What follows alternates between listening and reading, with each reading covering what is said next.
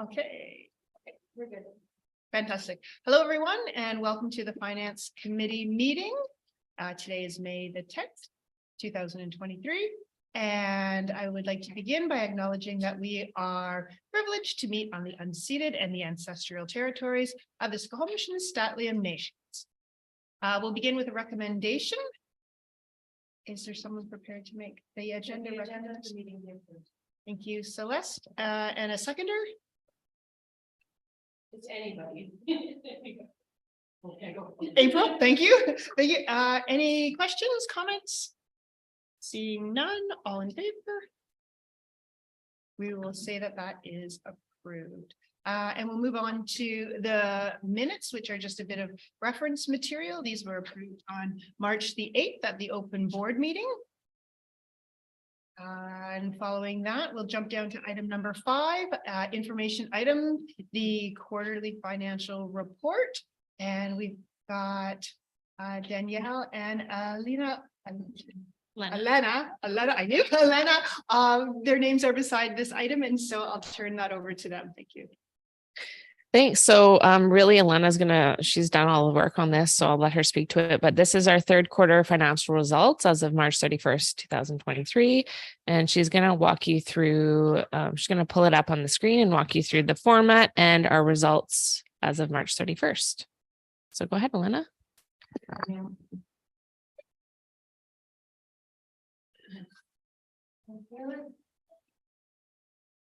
I can see my screen, right?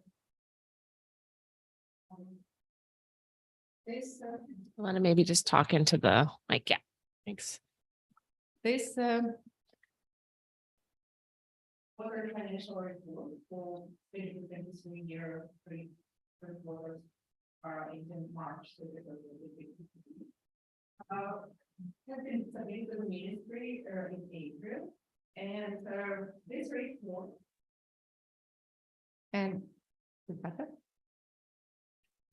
this report consists of 3 parts: operating fund, special purpose fund, and capital fund. Also on the right, you can see columns for amended annual budgets last year and the current year to compare actuals to the budget. I slightly changed the format of this quarterly report compared to last one. I added down below description of special purpose funds, the list of funds that included in special purpose fund column here, and also added some details here for other fees and contributions that are listed here under operating fund, so that you have an idea of what exactly the other fees and contributions are.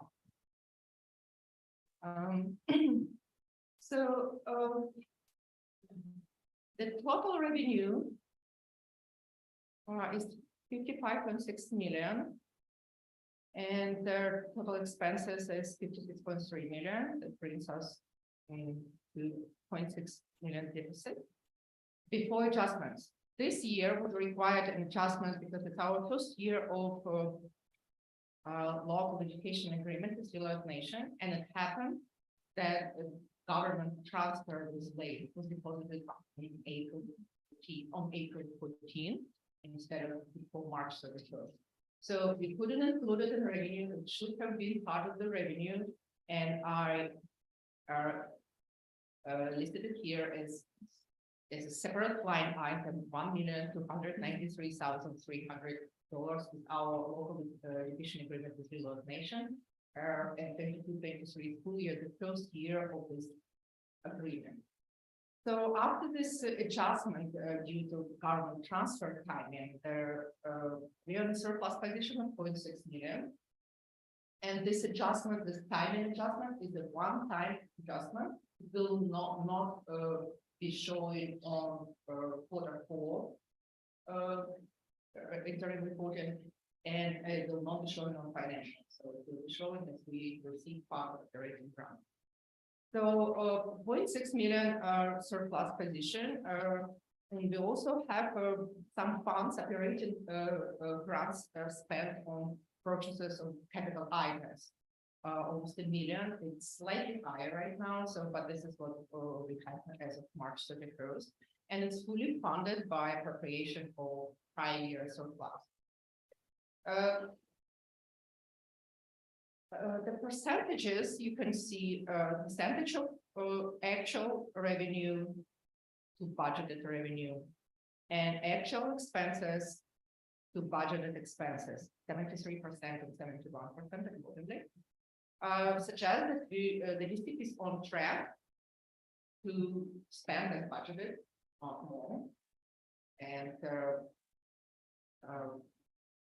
so we budgeted 294,000 for annual surplus. And if all the appropriation prior year surplus will be required, it will be either a budgeted or high.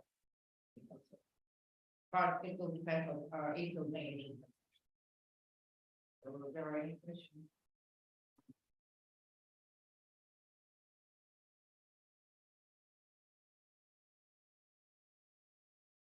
I don't think I see any questions at this time. Anything online? I'm not sure if I can see everybody's picture. There's no hands up, but I believe Um, Lisa may have a question here. Okay, yeah, Lisa? So the only question I had was the extended totals for the 2022-23 amended annual budget.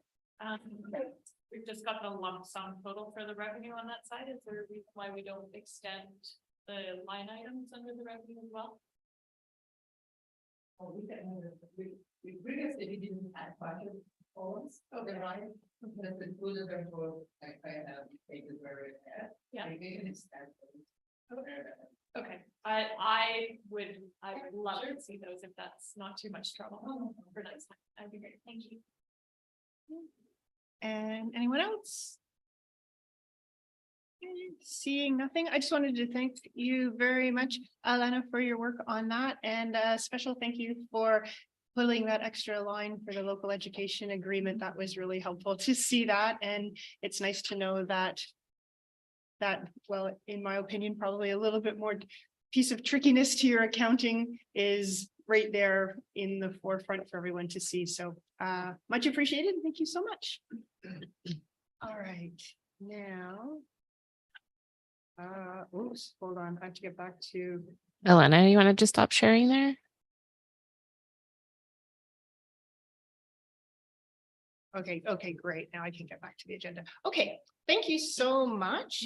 That brings us up to our action items, and our first action item is the first reading of the 2023-2024 annual budget bylaw.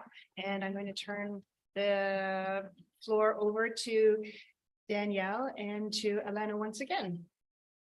Thanks, Cynthia. Okay, so I'm going to let Elena do most of the speaking on this, but I just wanted to give everybody a little bit of a background on this this budget. So this budget did have a pretty good increase to per student funding that we received from the government. So that is reflected in the budget that we prepared here. And it also, and part of that is a result of the increased funding for teacher and QP increases. So those increases ended up being included in the per student funding. Okay. And then another thing I just want to mention is that there was also an increase in per student funding for targeted funds. So that's good. It's good that we have that. Elena's going to go into more detail on that. And also, as previously announced, and our superintendent had mentioned at the last open board meeting, there's money in there for our Feeding Futures Fund. Mm-hmm. So you'll see that in the budget as well. But yeah, I just wanted to give like a quick highlight of some of the bigger things, and I'll let Elena take over and go through some more details. And thank you.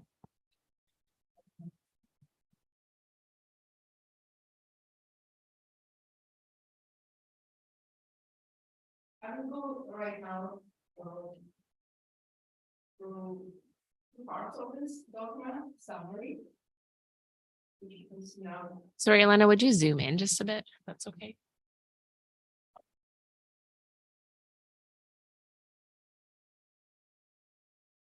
Can I just ask one really quick question before we dive into it? Because it was something that I didn't totally understand. Can you just define F2 and P2? just explain the significance of F2 and P2 before we go through it? Yeah. Yeah, sorry. Our people refers to preliminary budget and number of the P is the number of readings. We require to have 2 readings. We usually do it in 2 parts, but the second and third reading is allowed to be in 1 whole reading. So P1 is first reading. P2 means second and third reading. The same is to have the whole budget, which adjusted, amended, budget based on the full reading. I thought it was something like that, but I just needed to hear it from you. Thank you. So the goals of these 2 documents, this one is a summary, which has a summary of all student enrollments and all revenues. Consisting of operating grants, capital grants, and other revenues.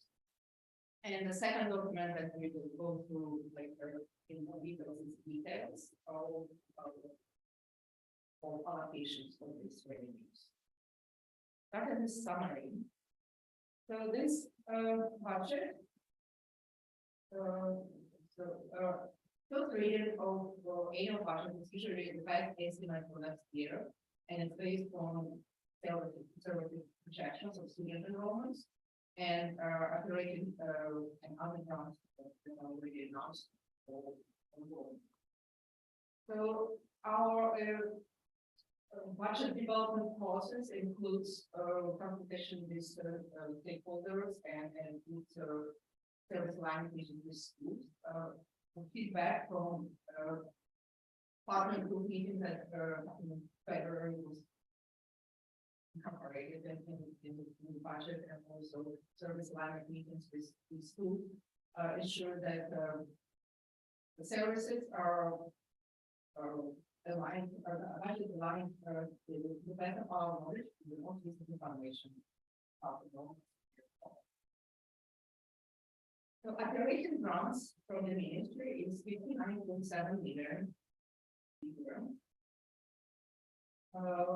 This includes 1.3 million learning and education agreement with the organization, part of this grant.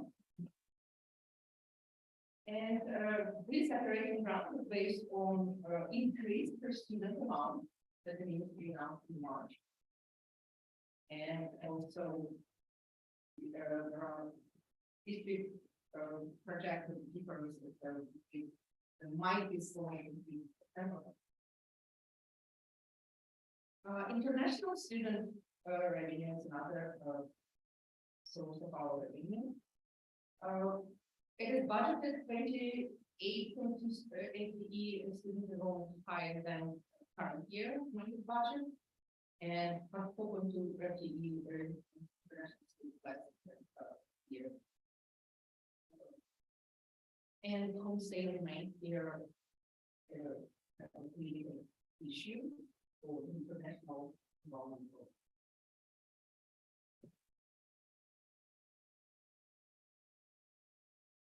Special purpose funds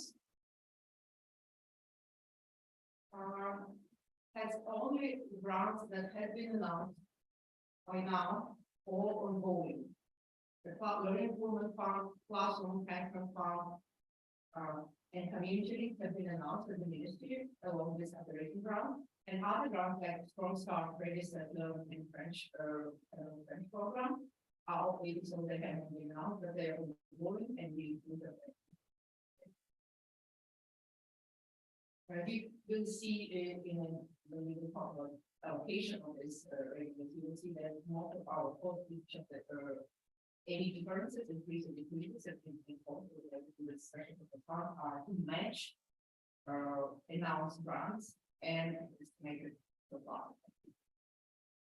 Big grant that Daniel mentioned, it's new food program that this current year it was called Student Affordability Fund, which discontinued, and next year it will be under the same umbrella of food programs, food programs. It's called Feeding Futures Fund, and the amount announced is 55,000.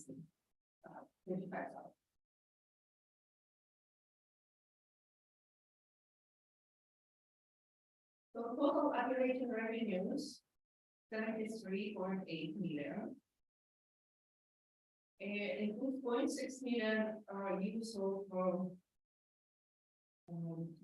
use of surpluses carried forward. And this is significantly less than we had in the current year, previous year, preliminary budget. This is because we include only very conservative incremental carry forwards for restricted surplus and special account carry forward this year. And we don't see that we will need to appropriate the block this year. So 73.8 million is total revenue, and they're allocated, and the allocation is 73.7, which brings us to 8,700 448,000 unallocated pension. So this is lower than we could see prior or budget discussions. But yeah, well, this is contingency because this is the preliminary numbers plus after June 30th, 2022, over the financial statements, the district had 2.19% of unallocated reserve, which is within 1.2 to 4% required by our policy. So we are staying within a required unallocated reserve, contingency reserve surplus, surplus. So this amount may go up in forward students accounted right now it's in the statement.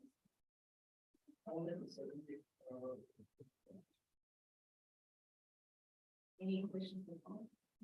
Yeah, I just want to add on to that. So there's a few things that we know we're going to be getting money for, but we didn't put them in. So we know we're going to be getting money for tripartite agreement.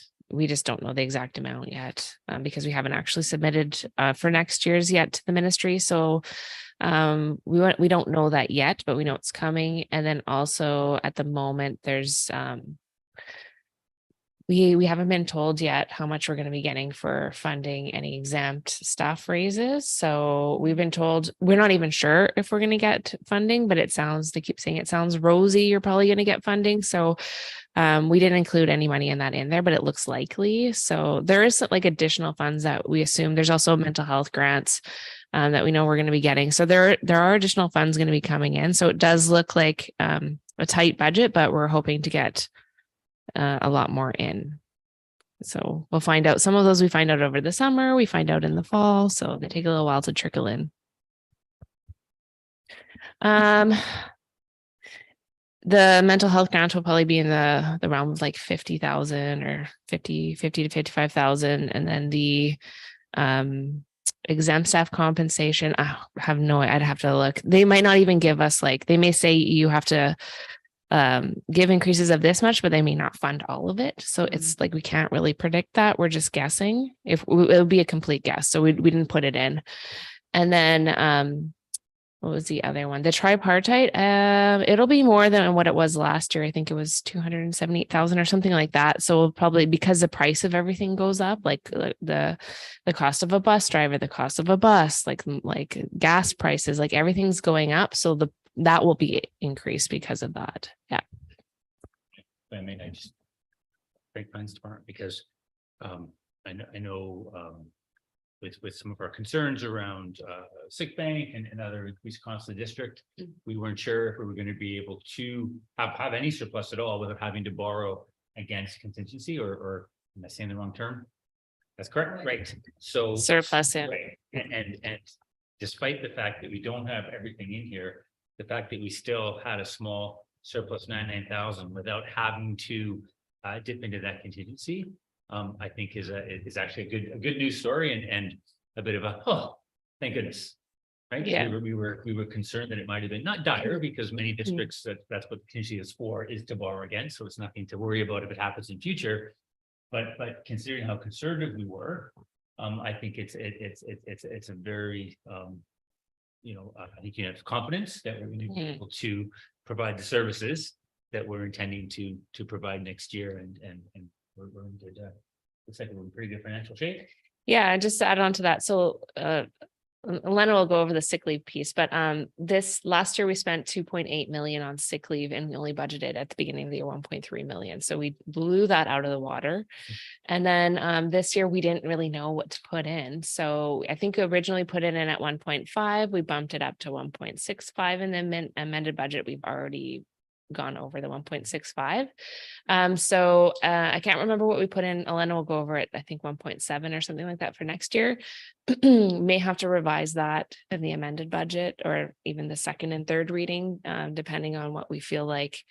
But the sick leave continues to be very high across all school districts. It is an issue that on top of inflation, like we're also having massive inflation issues for construction projects, supplies, anything like that. There's the cost of everything is significantly higher for, so, Just jump in yeah. one more time to say, and again, when COVID hit, and we, well, public health, was very clear, and we obviously support public health, that we wanted people and to continue to take care of themselves, stay home when you're sick. And we all know, the hardworking folks in our district that sometimes come to work, maybe when they shouldn't, because they want to be there for the kids or for their colleagues. So folks have taken that to heart and have taken sick time when they need to take the sick time. Yeah. So I think that all in all, it's probably doing good service to the district, because had they not, it may even be worse as people spread sickness around. And I guess I would also just add, and I know folks know this because we've talked about it before, but pre-COVID, I think we were around the 750 or 850 pay mark for. Yeah, I think so. So that just And goes so to we show just you. seen this increase more than trend in twice. people take care of themselves. So Yeah. in future, you can anticipate that we will be, anticipating and more money in sick bank. And I think we would all agree that we want to support the health of our staff. Thank you. Yeah. Yeah, that's just going off script there, but Thank you. Let's see. Asked about those costs. Yeah, oh, yeah.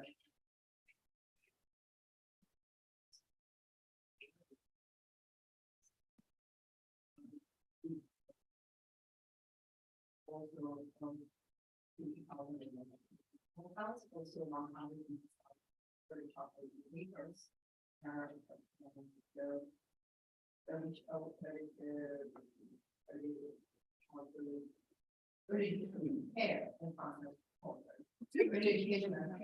Elena, I can't hear you. Yeah, those three funds, the dual credit was 2,000, and early childhood educators was 180,000. Hyper 206, and mental health actually three pieces, 50 and 100, so the total was 200. But at least 50,000 remain that those are funds that have not been announced, but they are aware that they most likely to continue and not in the future. And all expenses that are related to those that are funded through those funds are included in the budget. So if those grants are announced, those are special grants. And if they're announced, there most likely will be no changes in expenses because it's spent already there. So the few big things that Daniel already mentioned about this budget is increase, and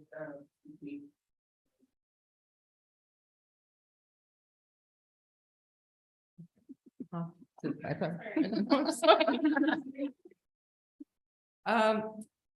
yeah, those two big changes there in this budget is staffing increase and staffing cost increase and sick leave increase.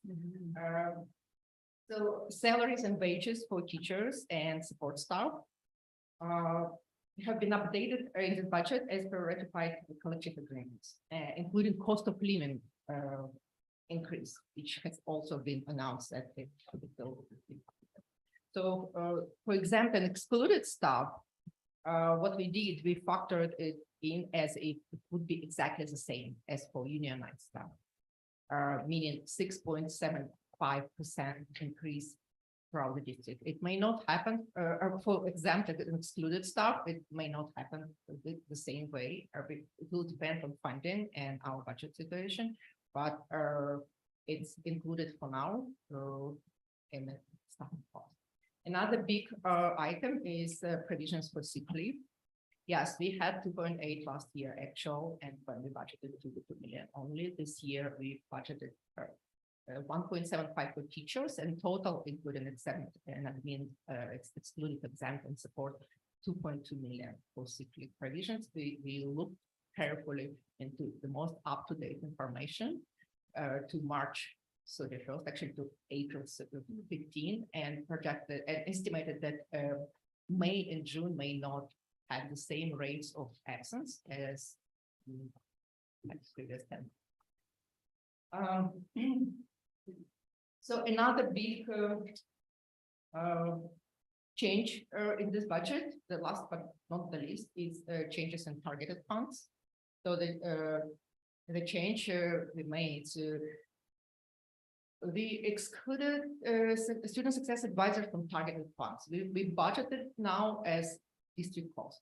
They are not part of targeted funds, and it brings more money to spend on Indigenous student needs. Even so, those, at least for now, in preliminary budget, student success advisors are down 0.4. It was 2.0 in final budget of current year, and now 1.6. But overall, it's 25,000 decrease in the FTE, but 100,000 increase in operating for targeted, which brings more than 75,000 to serve student needs, Indigenous student needs. So the Danielle please may have more insights into that if you want to speak now or later. Yeah, I would, if I may. I again really appreciate that this Board of Education in our district is committed to truth and reconciliation and ensuring, that the education piece isn't obviously just for students with ancestry. It's for everyone, and especially students of non-Indigenous ancestry to learn more, to be educated, and to grow up good, caring, inclusive citizens. So this has been an ask from Indigenous Council over the past couple years, and looking at our budget and our ed plan, we made the decision that we wanted to honor that. And so with the well-deserved increases in the pay of our amazing ISWs that are from the nation, contracted to them to us. We want to ensure that they were able to attain the levels of employment that they deserve. And that would mean that the district would have to take on some additional cost to defray that.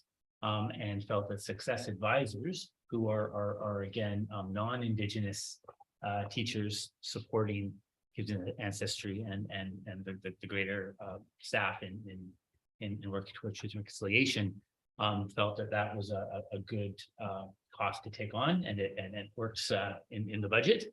So we would like to have that change moving forward, because we believe it's the right thing to do, and well aligned with our education plan.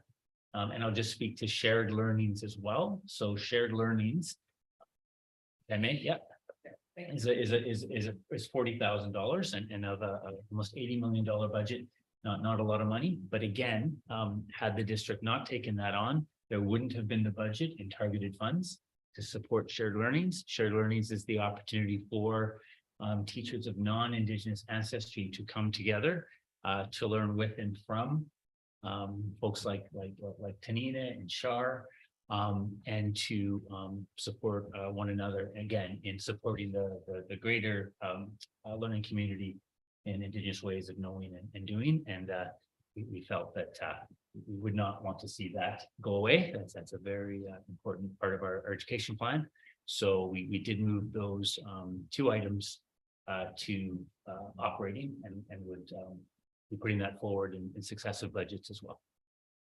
And just to add to what Chris was saying, just in case someone's not aware, an ISW is an Indigenous support worker. I know a lot of us know the term, but I just wanted to make sure that everybody knows what the term means. Yeah. Here, once we already. jump into. That's okay. I took the opportunity. Makes me happy. Spoke about, this is the second portion and the third portion of intensification budget area. So, I mentioned, that we had, like increase from student provider. This is now, it used to be part of targeted funds, now it's because. Sorry, Elena, do you mind if I just speak about the Director of Instruction? So currently, as you are all aware, we have a district principal of Indigenous education. And I'm not sure at what point we're going to have a posting out for a position. And so and Chris, you may want to speak to this. I think the intention is we're hoping to get a director of instruction. So that's why we budgeted at the cost of a director of instruction rather than a district principal. Yep, that's exactly right. Just to be prudent. Yeah. And if that's our goal, we want to be transparent with the public, with all of you and put that cost there. And if we're unsuccessful, it may be a district principal again, but we wanted to ensure we're capturing full cost of a director because that is our intent. Yeah. On the operating side, we can see the targeted programs. You can see increase of 110,000. This is a combination of two things, like with 28 FTE more operation students in the budget compared to the bigger budget, and also higher student amounts, and also effectively, besides this, effective rate will be even more overall under this budget area because we have this line items that Chris mentioned, shared learning, 40,000 budgeted, also not part of targeted funds. So for targeted funds, effectively will go more funds in the targeted fund because we budgeted outside targeted funds, some staffing and some extra extra. This is our business. Yeah, and then at the June board meeting, we'll go through like what we've worked on with the nations for the targeted funds for next year. So we can walk you through what the plans are for that. Then, so we've been working really closely with them, and they both, the North and the South, have given significant increases to the wages. So it's awesome. It's great for them.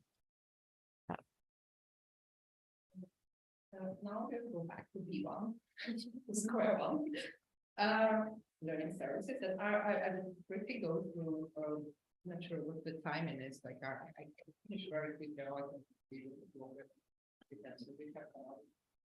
But I think you're okay.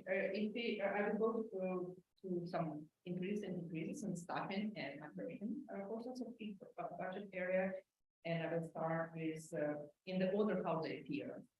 Not the order that last time I did from highest to lowest, so now I go by area. So learning service B1 has a 1.9 overall increase due to 0.7 more school psychologists and 2 more speech language services.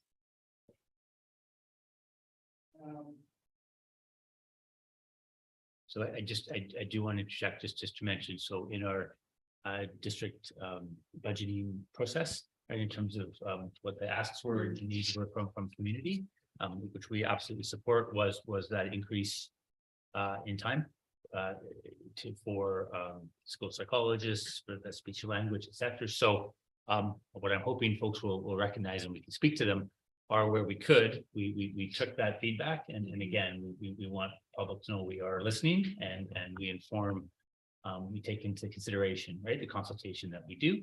And so that's where you'll see some of these adjustments, and again, in terms of supporting students, that is what we're about and what we want to do. So we're really thrilled to be able to make some of these changes. I will just say, as before, sometimes recruitment has been a challenge. Yeah. So this is our intent. But again, we're not going to be able to guarantee all these additional services are going to be provided if we don't have the folks. But you will know that the additions, and one I'll just mention is the 0.2 up there for the speech language and the school psychologist somewhere on there as well. That was to ensure that we still have support over the summertime. So for students who we know would benefit from a psych ed we will continue to contract with a summer. I forgot the gentleman's name, but a very respected fellow school psychologist will do some catch-up assessments in the summer, so. That's what's in there. Sorry, I just want to add on to what Chris said too. Because we have been having issues recruiting, like if we have extra funds sitting in there, it's like we will try to contract out with the same dollars, just so that we can try to offer those services, right? Contract out is probably the wrong term. I'm realizing I probably shouldn't use that term. We'll provide contracts to other It's like providers. just- Because contracting out is union language and that's not what this is. No, no, Just to be clear. it's not for union staff. So it's very, really helpful, Chris, when you link it back to the public consultation that we do. I'm seeing one other item, IST coordination CEF. Can you just talk about that? There's an increase there as well within that same block. It's the second from the bottom, yeah. There's something like that. Yeah, exactly. Can you explain Well, that? that's just the reallocation between what is funded through the platinum enhancement fund. But the total is the same. It's 4.42. But we're able to apply the CEF monies towards it, which Oh, is more efficient use of the funds. Yeah, that's 1.0. Yeah, that is great. Yeah. So what does IST coordination CEF mean? Just break it down for me. Yeah, so those are all related to student services, so Bill's team. Bill Clark, so Department of Learning Services, it's again, the CEF was to ensure again additional services as per the reinstatement of ratios and whatnot, and we're able to then use monies that are outstanding toward services for kids. So we supported learning services with Phil. So Phil has a additional 1.0 to recruit for and support our kiddos across the district. Thanks for the questions, because it gives me the opportunity to share, right? It's great stuff. So thank you. Yeah. Acronyms again. Another increase. Happiness, I mean, very confident.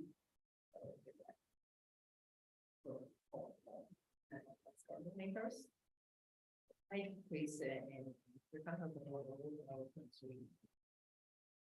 and starting decreases go in there. I'm not going to start decreases that go due to kind of formation or found that the year, and then the current year is just through increases or decreases because we have more people.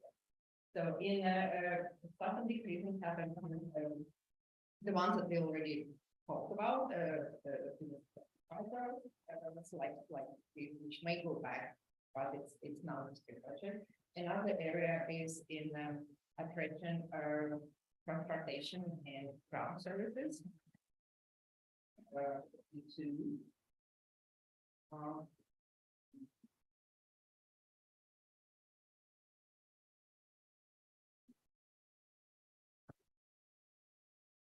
Okay, sorry.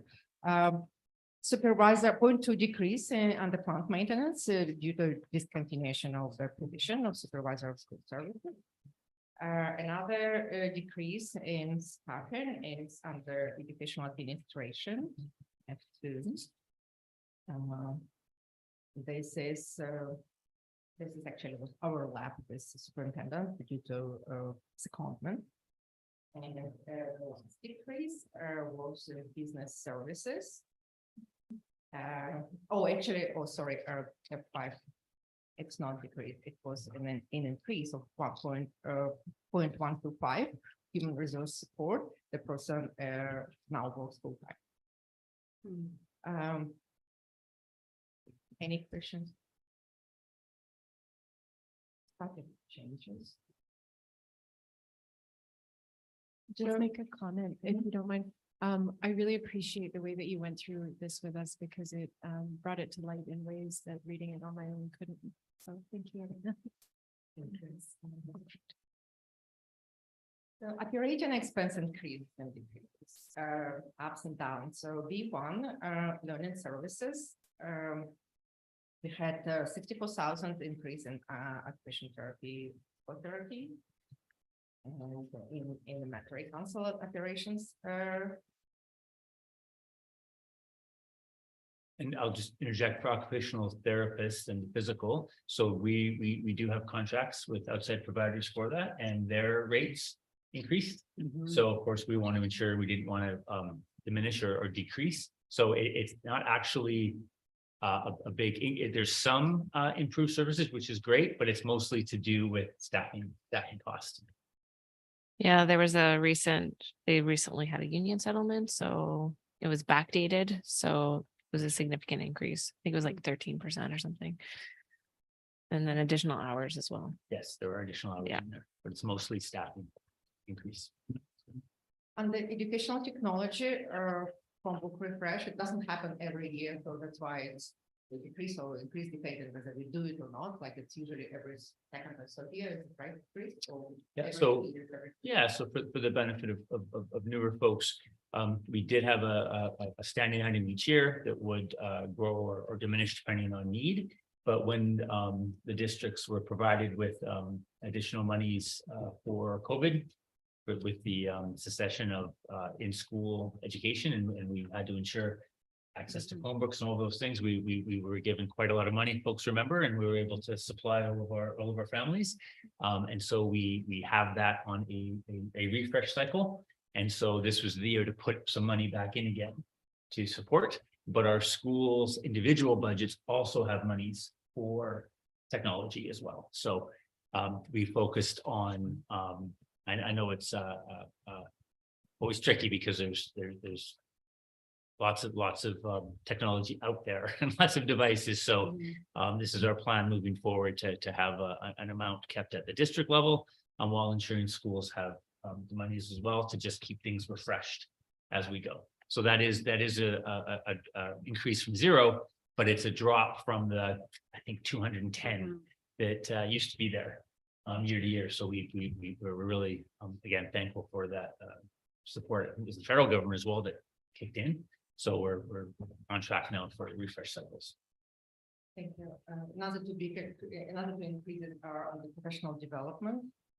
86,000 in operating cost.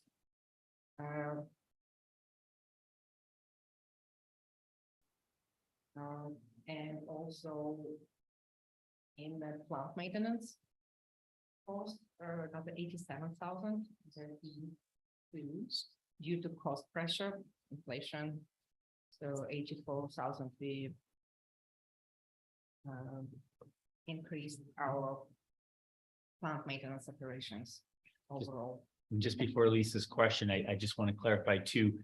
We did a deep dive into operations, and year to year, there was almost a rollover budget, and we wanted to just again be really clear on where the money was being spent. So you're going to see some significant movement of monies as well as an increase to operations, because year after year what we had projected really wasn't as accurate as it could have been. And we looked at the trend and decided, again, we want to make this as tight as possible and clear as possible. So I don't know if that's your question, Lisa, but for you and the public, if they're noticing some real bizarre swings in operations for facilities, that's why.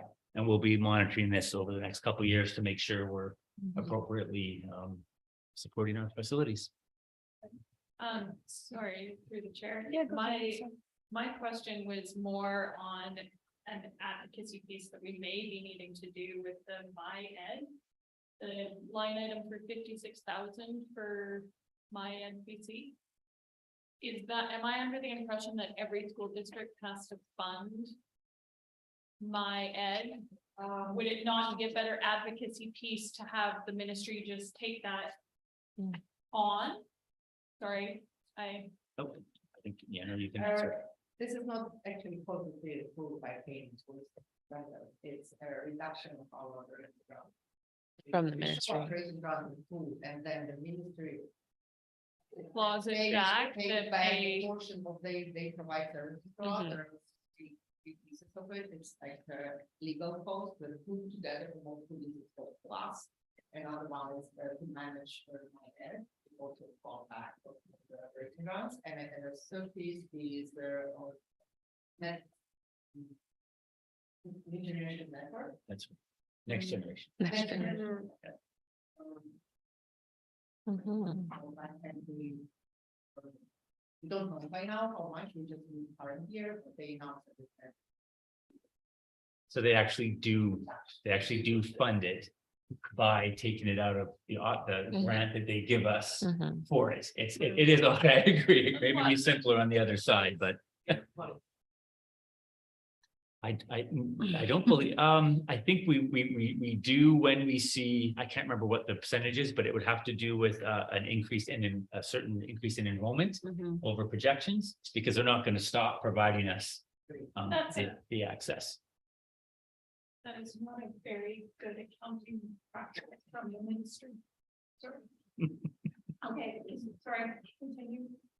So last three pieces of operating expenses decreases are 51,000 in operation administration. They're looking at it right now, so due to some admin costs are down, or we just look at the trend and the current year-to-date cost, and it seems like we have some admin costs, admin efficiencies we decreased it, and also under E5 utilities. It's a combination, so some of our utilities really went up, so we just match what it is. It's water sewage, it's not something we can really increase in stations, we just push the matter of fact, that's what it is. But some others are up and down, including this portion of budget, like E5, includes spending or operating grant on capital items like renovations. This current year we had big renovations in Ross. Next year it's planned, you may have more to say there, is the secondary washroom, all general room of local grade. So it's down, so that's why overall it's down, but if you look, it's really hard. Utilities are up, but not much, not as much as the cost of utilities are, because we had some savings on efficient payments, some capital projects. And the last piece, that a really big piece, 1.3 million on the F5 business administration. It's merely because cited where is F5? Yes, this one. This current year, we planned 1.3 million wage increase, in case not all wage increases will be funded with the ministry. So we removed it because it's not needed, we're funded. And next year, we will plan anything unfunded.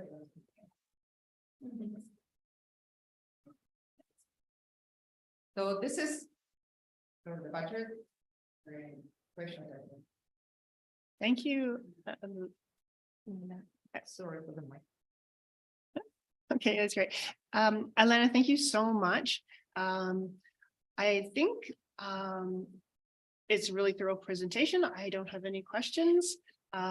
We are running really late on this meeting. We do have one more important item to get to, and we are scheduled to finish at 2 o'clock. So I'm wondering if we could email questions to Elena or Danielle, and if people are comfortable with making the recommendation at this point.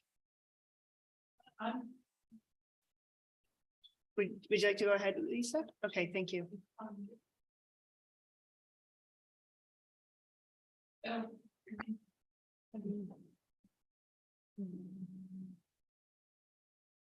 Sorry, I'm just going to locate that.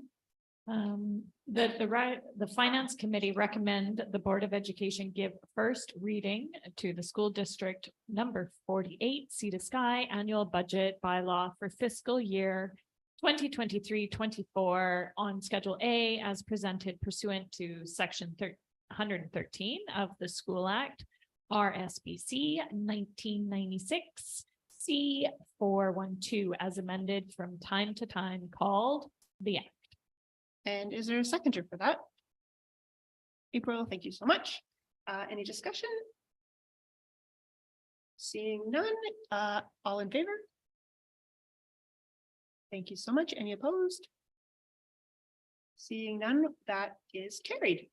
All right, thank you so much. And thank you very much to the entire finance department for all your work on that very thorough report. Thank you so much. Much appreciated.